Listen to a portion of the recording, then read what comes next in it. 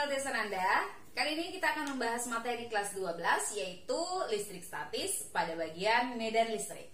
Bagi yang belum subscribe channel Desa Nanda, silakan di subscribe dulu dan aktifkan tombol lonceng agar mengetahui postingan-postingan Desa Nanda berikutnya.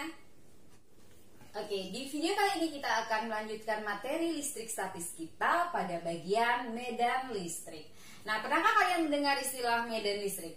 Apa artinya medan? Medan itu artinya adalah daerah atau wilayah. Sama artinya dengan kalian menyebutkan kata medan tempur. Medan tempur berarti adalah daerah atau wilayah bertempur, gitu ya. Di sini juga medan ini diartikan sebagai suatu daerah atau wilayah. Sehingga medan listrik itu diartikan sebagai suatu daerah yang masih dipengaruhi oleh gaya Coulomb. Sehingga kalau ibu tulis bahwa medan listrik adalah daerah yang masih merasakan gaya Coulomb. Kita pelajari dulu karakteristik dari medan listrik ya. Medan listrik ini merupakan besaran vektor. Jadi sama dengan gaya Coulomb, dia adalah termasuk dalam besaran vektor. Sehingga nanti dalam perhitungan sama seperti saat kalian membahas tentang gaya Coulomb, apabila ada tanda muatan negatif, maka dalam perhitungan kalian hanya memasukkan nilai positifnya saja. Karena nilai negatif itu, muatan negatif itu menandakan nanti apakah interaksinya itu masuk atau keluar dari muatan. Sekali lagi ibu tuliskan bahwa tanda min tidak dimasukkan dalam perhitungan. Jadi tetap nanti dalam perhitungan kalian memasukkan nilai positifnya saja. Kemudian karakteristik berikutnya, arah medan listrik digambarkan sebagai garis-garis gaya listrik yang sering dikenal dengan istilah GGL. Nah, kemana arah garis gaya listrik tersebut? Apabila muatannya itu adalah muatan positif, maka arah GGL-nya, arah garis gayanya itu adalah keluar atau menjauhi muatan. Apabila dia bermuatan negatif, dia akan mendekati atau masuk ke muatan. Jadi kalau positif dia akan keluar atau menjauhi muatan, sedangkan kalau negatif dia akan masuk atau mendekati muatan. Kalau ibu gambarkan berarti kalau muatannya itu adalah berupa muatan positif, maka arah GGL-nya itu adalah keluar atau menjauhi. Jadi dia akan keluar seperti ini. Tanda panahnya itu adalah keluar. Apabila muatannya nanti adalah berupa muatan negatif, maka arah GGL-nya itu adalah masuk atau mendekati muatan. Dia akan tanda panahnya masuk seperti ini. Nah, itu karakteristik berikutnya. Bagaimana apabila ada dua atau lebih muatan yang didekatkan? Oke, misalkan di sini ada muatan positif, di sini ada muatan positif juga, misalnya. Apa yang akan terjadi? Bagaimana kira-kira gambar garis gaya listrik yang ditimbulkan oleh kedua muatan ini? Positif dengan positif itu tidak mungkin tarik-menarik, dia akan tolak-menolak. Dan arah GGL-nya itu adalah keluar muatan. Berarti kalau kita gambarkan, dia garis gayanya akan seperti ini nanti. Dia akan keluar muatan.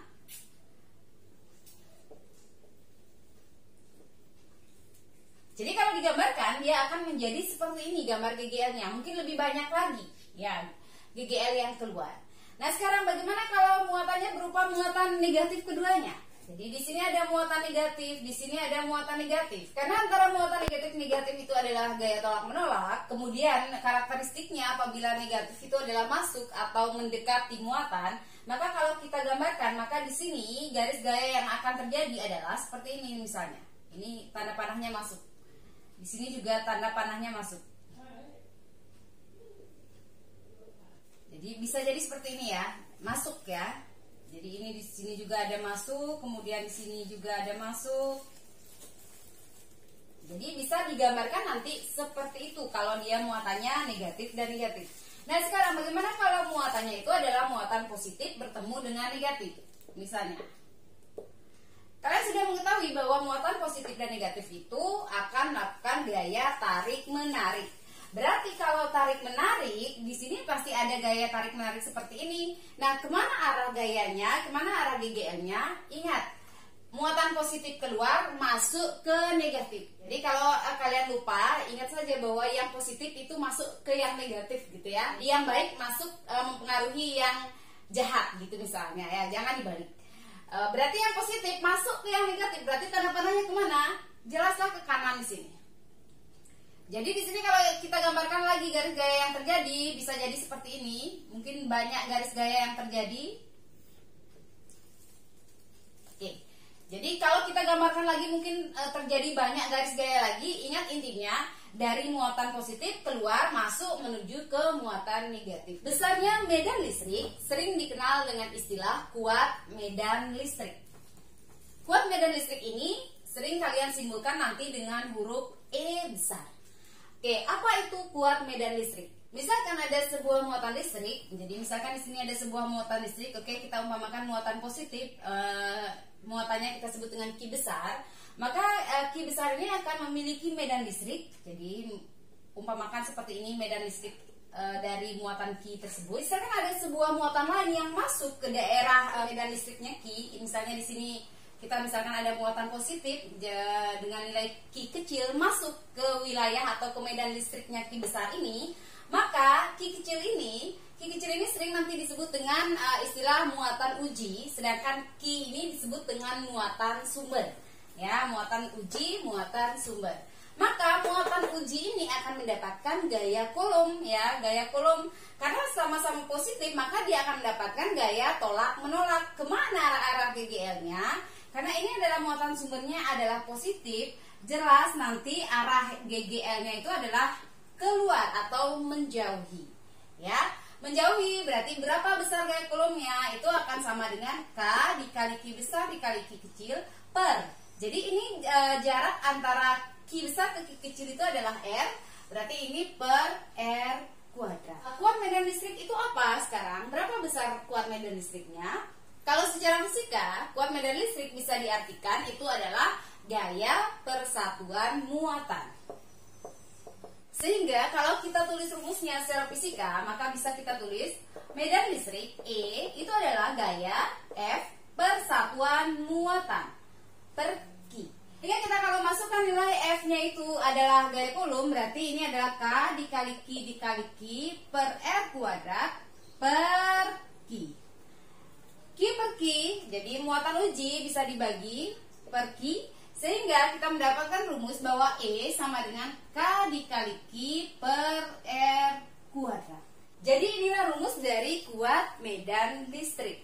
Berarti dalam hal ini muatan uji tidak mempengaruhi nilai medan listrik. Yang mempengaruhi adalah muatan sumbernya. Kalian masih ingat bahwa nilai K itu adalah 1/4 pi kali epsilon 0. Jadi pada video yang lalu sudah kita bahas.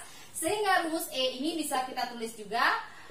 K itu kita ganti dengan 1/4 pi dikali epsilon 0 dikali Q per R kuadrat. Dengan Q itu adalah muatan listrik, satuannya Coulomb. R itu adalah jarak antar muatan, satuannya meter. K itu adalah ketetapan Coulomb yang nilainya 9 kali 10 pangkat 9 Newton meter kuadrat per Coulomb kuadrat. Kemudian epsilon 0 itu adalah permitivitas ruang hampa atau udara yang nilainya 8,85 kali 10 pangkat min 12 Coulomb kuadrat per Newton meter kuadrat. Dan E itu adalah kuat medan listrik yang satuannya adalah Newton per Coulomb. Jadi bisa dilihat dari sini. F satuannya Newton per Q satuannya Coulomb, berarti Newton per Coulomb. Dari rumus medan listrik ini, E sama dengan K dikali Q per R kuadrat, maka kita bisa melihat bahwa hubungan antara K dengan R kuadrat ini adalah berbanding terbalik. Bisa kita lihat bahwa antara E itu berbanding terbalik dengan R kuadrat. Apa artinya? E1 per E2 sama dengan, karena dia berbanding terbalik dengan R, maka R yang di atas itu bukan R1 tetapi R2 kuadrat per R1 kuadrat. Ya, karena sama-sama ada kuadrat, maka bisa kita tulis E1 per E2 sama dengan R2 per R1. Ini di sini ditaruh kuadratnya di luar. Kita lanjutkan pada muatan listrik oleh beberapa muatan. Yang pertama, apabila beberapa muatan itu membentuk suatu muatan yang segaris.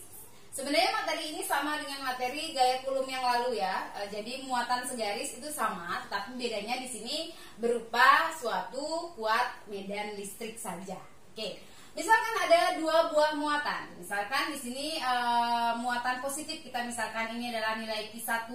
Kemudian di sini misalnya ada muatan positif juga, misalnya ini adalah Q2.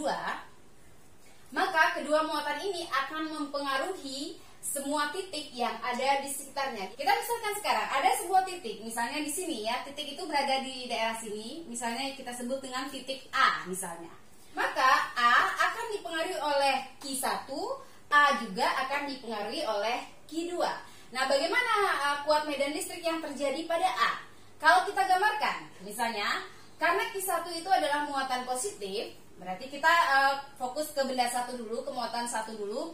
Karena dia bermuatan positif, maka karakteristik muatan positif adalah keluar atau menjauhi muatan. Berarti di titik A, kemana arah medan listrik yang dipengaruhi oleh Q1? Jelasnya dia keluar atau menjauhi muatan. Jadi E1-nya akan ke kanan, menjauhi. Nah, bagaimana dengan yang Q2, pengaruh Q2 terhadap A? Q2 itu adalah muatan positif juga. Berarti kalau dia muatan positif, dia akan keluar lagi, keluar juga, keluar atau menjauhi muatan. Kemana Q2 menjauhi muatan? Itu jelaslah ke sini, ke kanan juga. Jadi di sini juga akan ada nilai E2. Sehingga kalau kita rumuskan E di A, kuat medan listrik di A itu bisa dirumuskan karena sama-sama ke kanan, sama-sama positif, maka bisa dituliskan E1 ditambah E2. Bagaimana rumus E1? Kalau kalian mau uraikan, tinggal memakai rumus umum yang tadi, K dikali Q per R kuadrat. Berarti Q-nya Q berapa? Karena E1 ya Q1. R-nya berapa ya? R1. Yang mana disebut R1? Jarak Q1 terhadap A. Itu yang namanya R1. Berarti kalau Ibu gambarkan, ini adalah R1. Kemudian kalau yang E2-nya kita uraikan, berarti di sini plus K dikali Q per R kuadrat. R2, Q-nya juga adalah Q2. Yang mana disebut R2? R2 itu adalah jarak Q2 terhadap titik A. Yang mana jaraknya? Ya ini. Jadi ini yang disebut dengan R2. Nah, sekarang bagaimana kalau seandainya muatannya itu, misalnya di sini ada muatan positif, di sini ada muatan positif. Nah, sedangkan titiknya sekarang itu adalah di tengah-tengah misalnya ya. Misalnya titiknya itu di sini ya, di sini ada titik A misalnya. Jarak ini adalah Q1, ini adalah Q2. Jarak Q1 ke A itu kita sebut tadi dengan ini adalah R1. Jarak Q2 ke A kita sebut dengan ini adalah R2. Bagaimana rumus E atau kuat medan listrik di titik A? Kita uraikan seperti tadi, interaksi yang terjadi antara A dengan Q1 dan A dengan Q2. Kita lihat, Q1 itu adalah bermuatan positif. Berarti apa yang terjadi kalau bermuatan positif? Kalau bermuatan positif berarti dia keluar atau menjauhi muatan. Berarti kemana dia menjauhi? Ke sini. Menjauhi muatannya dia, menjauhi muatan Q1 itu maksudnya. Berarti ini adalah nilai E1. Kemudian kita lihat, 2, positif. Berarti kemana arah E2? E2 berarti arahnya juga adalah keluar atau menjauhi muatan. Muatan mana yang dijauhi? Ya muatan Q2. Ya, karena kita mencari E2, berarti kemana arah menjauhi Q2? Ya ke sini. Ini adalah E2. Sudah dipahami ya? Jadi E1 itu dia akan keluar menjauhi Q1, E2 itu dia juga akan keluar menjauhi Q2. Sehingga dari sini kita bisa melihat bahwa rumus E di titik A akan menjadi yang ke kanan positif berarti E1 min E2. Jadi rumus-rumus ini jangan kalian hafalkan. Jadi ini tidak perlu kalian hafalkan. Kenapa? Karena ini perlu analisis ya, tergantung muatannya apa saja, positif negatifnya, kemudian tergantung bendanya diletakkan di mana. Jadi ini seperti ini aja sudah berbeda rumus. Ya, walaupun muatannya sama-sama positif. Oke, kita coba lagi satu. Misalkan di sini ada muatan positif, oke, di sini kita misalkan ada muatan negatif. Nah, titik A-nya kita taruh di mana sekarang? Mau kalian di mana? Di luar atau di dalam? Oke, di luar saja. Misalkan ada di daerah sini ya, misalnya. Ini kita sebut dengan Q1, ini berarti adalah Q2. Jarak Q1 ke A ini itu kita sebut dengan R1. Jarak Q2 ke A ini kita sebut dengan R2. Oke, bagaimana rumus E pada A? Kalau sudah gambarnya seperti ini, sama saja prinsipnya. Kita menggambarkan sekarang interaksi antara Q1 dengan A. Q1 bermuatan positif. Berarti kemana arah E-nya? Jelas arah E-nya adalah keluar atau menjauhi Q1. Berarti E1-nya adalah menjauhi Q1. Kemudian Q2 negatif. Kalau negatif apa yang terjadi? Masuk atau menuju, ya kan? Berarti kemana arah E2? E2 jelas arahnya adalah ke kiri, masuk menuju ke Q2, mendekati Q2. Itu adalah nilai E2. Bisa dipahami ya? Jadi karena Q1 positif, otomatis E1-nya ke kanan menjauhi Q1. Karena Q2-nya negatif, maka otomatis E2-nya adalah masuk atau mendekati Q2. Sehingga bagaimana rumus E kalau begitu? E di titik A akan menjadi E1 min E2. Oke, bagaimana sekarang kalau muatannya itu tidak segaris? Maksudnya tidak segaris itu hampir sama lagi seperti gaya Coulomb yang lalu yang sudah kalian pelajari ya. Misalnya ada dua buah muatan seperti tadi. Ini ada dua buah muatan. Ini misalnya adalah Q1, ini adalah Q2. Muatannya positif atau positif negatif aja, Bapak ya. Kemudian di antara kedua muatan ini ada titik di sini, misalnya titiknya pas di sini ya. Kita sebut dengan istilah titik P gitu misalnya. Maka bagaimana rumus E pada titik P? Kan seperti itu ya. Berarti apa yang harus kalian lakukan? Yang harus kalian lakukan adalah kalian menganalisis lagi medan listrik yang dipengaruhi oleh Q1, kemudian yang dipengaruhi oleh Q2. Oleh Q1 kita lihat Q1 bermuatan positif. Berarti kemana arah E1-nya di titik P? Kemana arahnya? Umpamakan dia berbentuk segitiga seperti ini jadinya. Berarti kemana E1 pada titik P? Jadi karena Q1 itu bermuatan positif, jelas arah E-nya itu adalah keluar atau menjauhi Q1. Berarti ke sini. Ini adalah E1. Kemudian Q2 sekarang. Q2 bermuatan negatif. Berarti kemana arah E2? Jelas E2 akan mendekati atau masuk menuju ke Q2. Berarti kemana arah masuknya? Jelas dia akan ke sini. Sehingga di sini kita melihat antara E1 dengan E2 membentuk sudut theta. Berapa sekarang nilai E-nya di titik P itu? Berarti ini adalah sudah merupakan penjumlahan vektor seperti yang lalu. Yaitu penjumlahan vektor bisa dilakukan secara jajaran jenjang. Berarti kita tarik garis sejajar dengan E2, kemudian kita tarik garis sejajar dengan E1, sehingga yang disebut dengan resultan vektornya itu adalah ini. Itulah nilai E di titik P. Jadi bagaimana rumus E di titik P? Ya sama dengan yang lalu, dengan menggunakan rumus akar yang itu ya. Akar berarti E1 kuadrat ditambah E2 kuadrat ditambah 2 kali E1 dikali E2 dikali cos theta. Sebagai contoh soal, titik P berada di antara muatan Q1 sama dengan min 5 kali 10 pangkat min 6 coulomb dan Q2 plus 2 kali 10 pangkat min 6 coulomb yang berjarak 1 meter. Jika jarak P ke muatan Q1 adalah 60 cm, hitunglah kuat medan listrik di titik P dan besar gaya Coulomb di titik P. Untuk menjawab berarti kita gambarkan dulu ya. Q1 katanya bermuatan negatif, berarti kita misalkan ini adalah nilai Q1 negatif. Kemudian Q2 katanya bermuatan positif, berarti ini kita sebut dengan Q2. Titik P berada di antara muatan, berarti titik P itu berada di antara muatan ini. Entah di mana letak titik P. Kita lihat sekarang berjarak 1 meter, jadi Q1 dan Q2 itu berjarak 1 meter. Jika jarak P ke muatan Q1 adalah 60 cm, berarti titik P itu dari Q1 itu adalah 60 cm. Berarti kita umpamakan titik P itu berada di sini. Katanya titik P ini adalah R1, itu adalah 60 cm. Berarti ini kalau dijadikan meter adalah 0,6 meter. Kemudian berapa berarti jarak Q2 ke titik P? Karena jarak antara Q1 dengan Q2 itu adalah 1 meter, otomatis itu adalah 1 meter dikurangi 0,6 meter. Berarti R2 itu jaraknya adalah 0,4 meter dari titik P. Kemudian diketahui lagi Q1 bisa kita tulis nilainya adalah, kita masukkan nilai positifnya saja seperti yang Bu bilang. Dalam perhitungan yang dimasukkan adalah nilai positifnya. Berarti 5 kali 10 pangkat min 60. Kemudian Q2 sama dengan 2 kali 10 pangkat min 60. Kemudian ditanya di soal itu nomor A-nya itu adalah kuat medan, berarti E di titik P. Nomor B yang ditanya adalah besar gaya Coulomb, berarti F di titik P.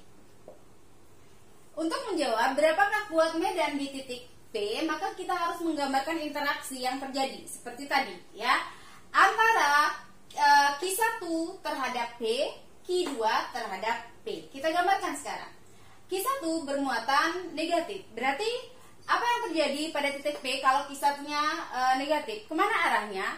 Jelas arahnya adalah ke kiri, menuju ke Q1, atau nilai E1 mendekati Q1 karena Q1 bermuatan negatif.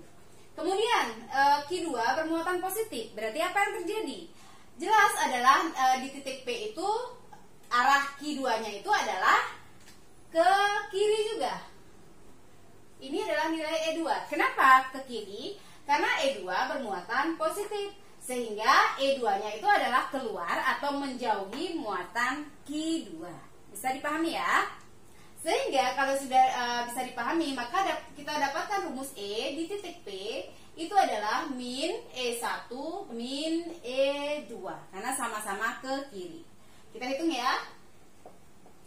EP sama dengan K dikali Q1 per R1 kuadrat min K dikali Q2 per R2 kuadrat. 9 kali 10 pangkat 9 dikali, ini min ya, ini min, berarti di sini juga min. Oke, kita kalikan sekarang.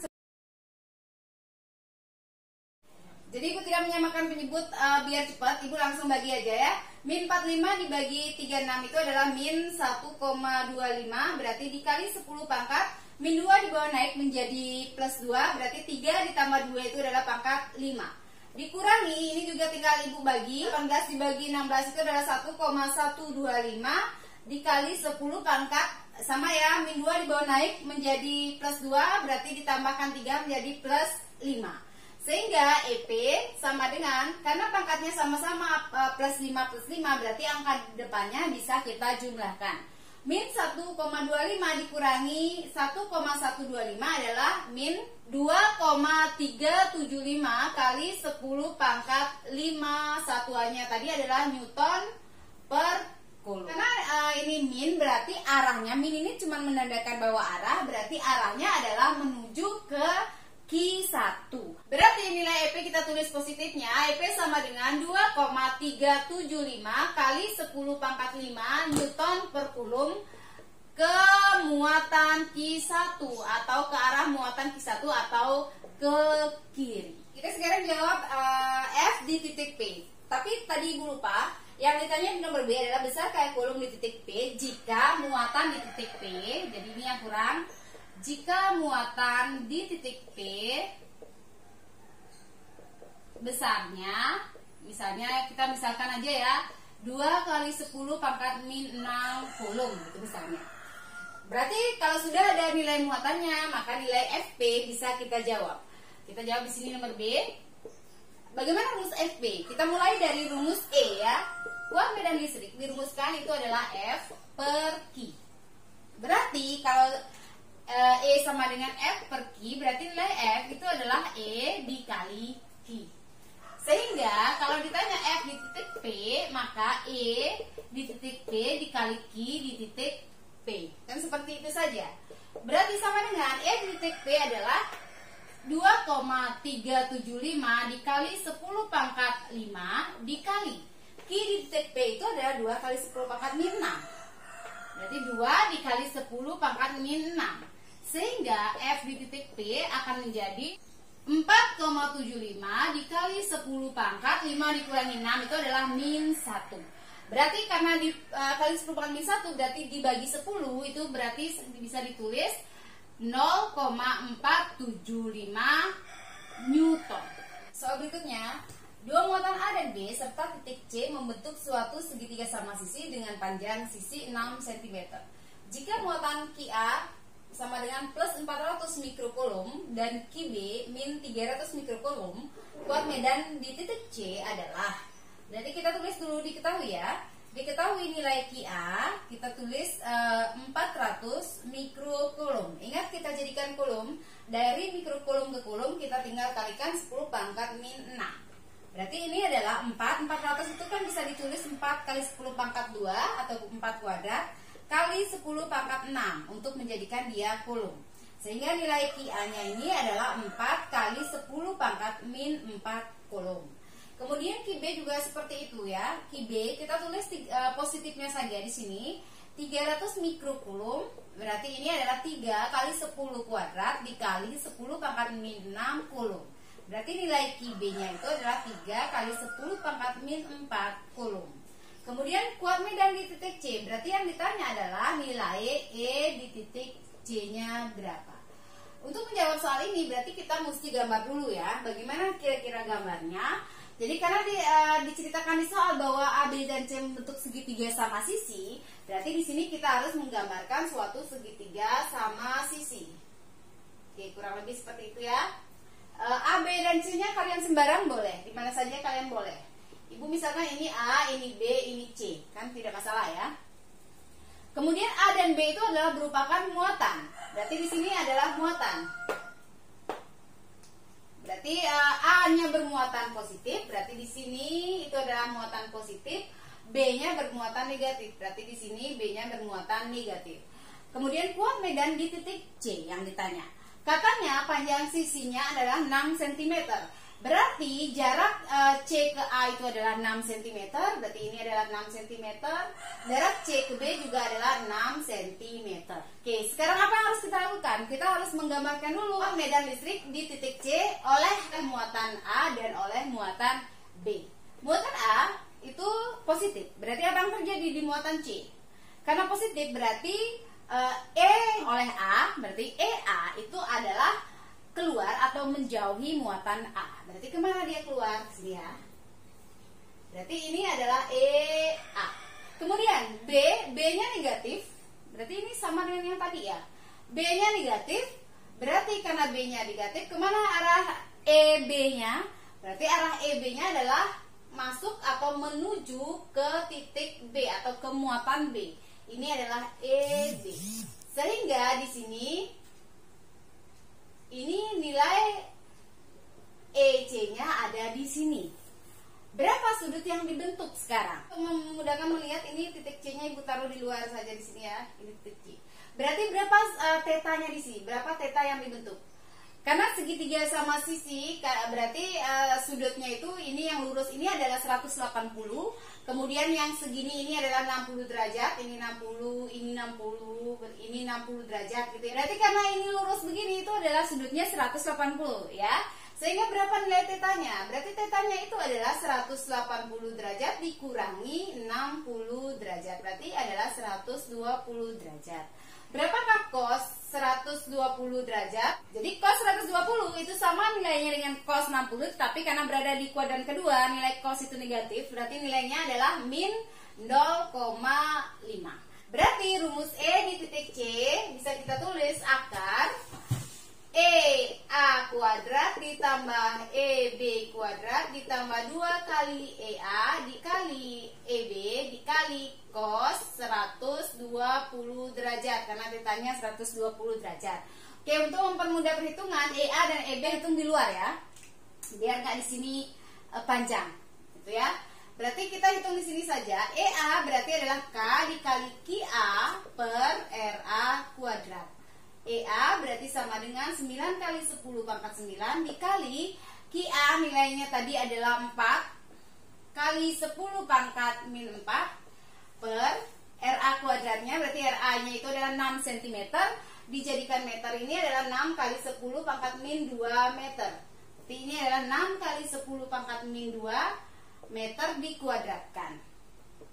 EA sama dengan 9 kali 4 36 kali 10 pangkat, berarti 9 dikurangi 4 itu adalah 5 per ini adalah 6 kali 6 36 kali 10 pangkat min 4. Karena ada 36 per 36, berarti ini mudahkan saja, sama dengan 10 pangkat min 4 dibawa naik menjadi 10 pangkat positif 4. 10 pangkat 5 dikali 10 pangkat positif 4 akan menjadi 5 ditambah 4 itu adalah 9 Newton per Coulomb. Yang EB dengan cara yang sama, berarti EB sama dengan K dikali QB per RB kuadrat. Berarti EB sama dengan 27 bagi 36. 0,75 kali 10 pangkat berarti sama ya. Min 4 di bawah naik menjadi plus 4 menjadi 9 Newton per Coulomb. Sehingga kalau sudah dapat ini kita langsung masukkan ke persamaan utama. Berarti nilai EC sama dengan akar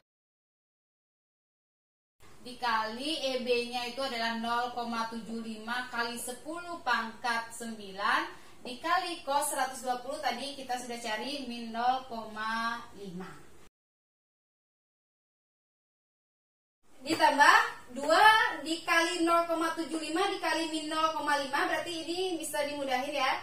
Ini setengah dikali 2 itu adalah 1, berarti min 1 dikali 0,75 itu adalah min 0,75 dikali berarti 10-nya sekarang lihat 10 pangkat 9 dikali 10 pangkat 9 berarti 10 pangkat 18. Jadi di sini ada angka berapa sebenarnya? Ada angka 1 ya. Sebenarnya ini kan angkanya itu adalah 1 dikali 10 pangkat 18. Tapi satunya kan nggak usah ditulis. Tetapi karena ini penjumlahan ya harus kalian jumlahkan juga gitu ya. Berarti di sini 1 ditambah 0,5625 dikurangi 0,75. Jadi hasilnya 0,8125 dikali sekarang 10 berarti 10 pangkat 18 karena 0,9 dikali 10 pangkat diakarkan maka pangkatnya tinggal kamu bagi 2. Berarti karena ini 10 pangkat 18 dibagi 2 menjadi 10 pangkat 9. Itulah jawabannya. Berarti jawabannya adalah 0,9 kali 10 pangkat 9 Newton per Coulomb. Demikianlah materi kita hari ini, semoga bermanfaat. Dan kalau dirasa bermanfaat, silahkan di like dan di share. Dan jangan lupa bagi yang belum subscribe channel Teh Sananda, di subscribe dulu dan aktifkan tombol lonceng agar mengetahui postingan-postingan Teh Sananda berikutnya. Dadah!